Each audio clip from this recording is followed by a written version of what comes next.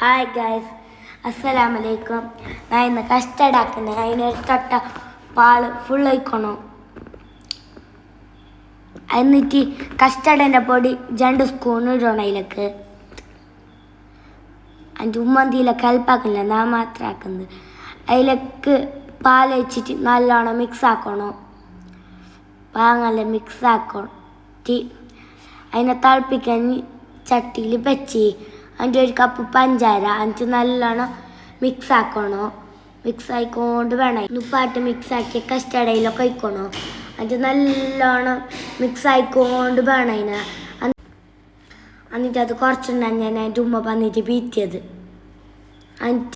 എന്നിട്ട് apple pomegranate banana ഇട്ടിട്ട് നല്ലോണം മിക്സ് ആക്കണോ.